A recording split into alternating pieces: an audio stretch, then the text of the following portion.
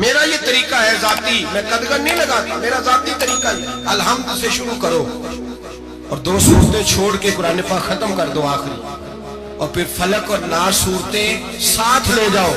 یہاں بیٹھ کے سالے ثواب نہیں کرنا، ختم نہیں دلانا، ساتھ لے جاؤ، قبر پہ کھڑے ہو جاؤ اور فلق اور ناس سورتیں قبر پہ بیٹھ کے تلاوت کرو. اور جو قرآن مجید پڑھا ہے ان کی روح کو احسال کرو. او بھائی، اولاد جب ماں باپ کے لیے پڑھتی ہے تو اسے کہنا نہیں پڑتا اللہ بخش دے، اس لیے کہ اولاد کی نیکیاں خود بخود ماں باپ کے کھاتے میں جمع ہوتی ہیں، خود نیکیاں جمع ہوتی ہیں.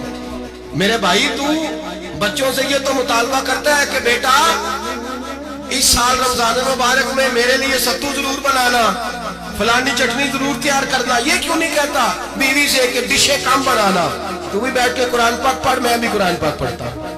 ادھر آؤ بیٹا، یہاں بیٹھ کے تلاوت کرو، میں بھی کرتا ہوں. بیٹی ادھر آؤ، بیٹھ کے قرآن پاک پڑھو. کتنا وقت لگتا ہے؟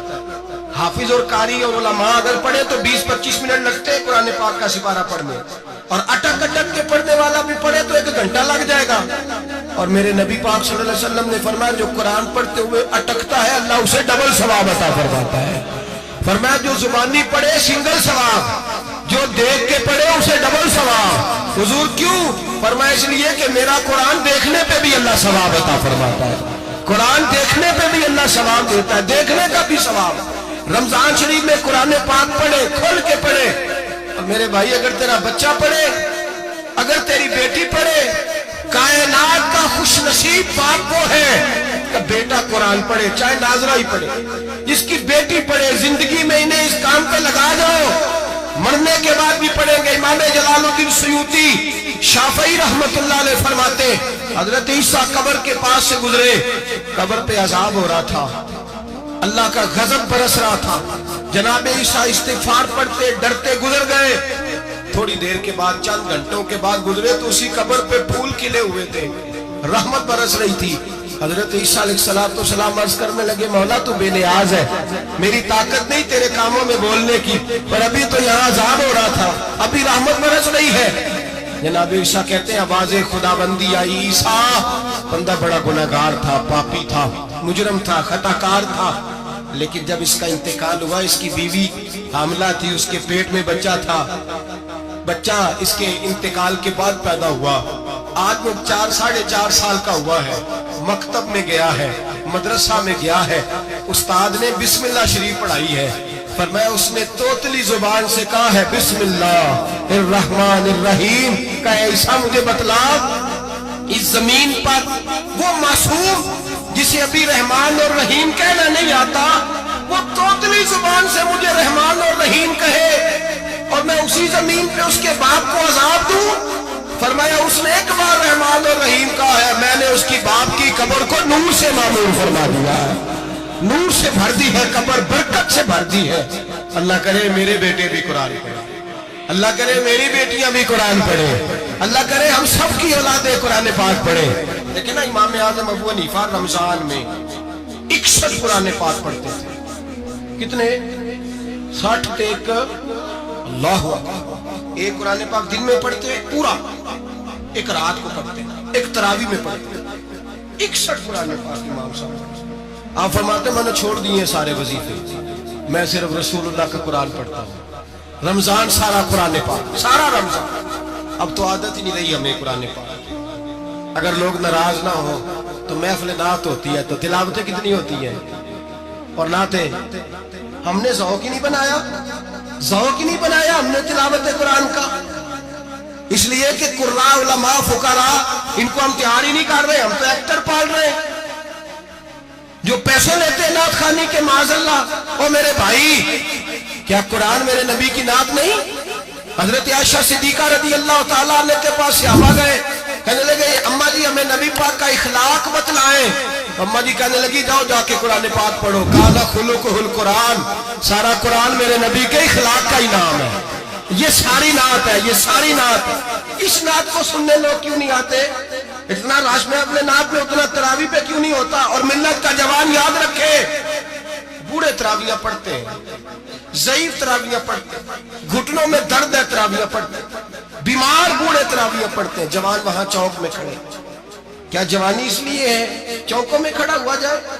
کہ جوانی اس لیے ہے کہ سعودی عرب جانے کے لیے پاسپورٹ بنانا ہو تو 2.5 گھنٹے کھڑا رہے تو، شناختی کارڈ کے دفتر تو کھڑا رہے، پروٹیکٹر کے لیے کھڑا رہے، کافروں کے سامنے کاسا لیسی کرنے کے لیے تو کھڑا رہے، تو نوکری پہ جائے تو ساری رات کھڑا رہے، اور تو قرآن کے لیے کھڑا نہیں ہوتا۔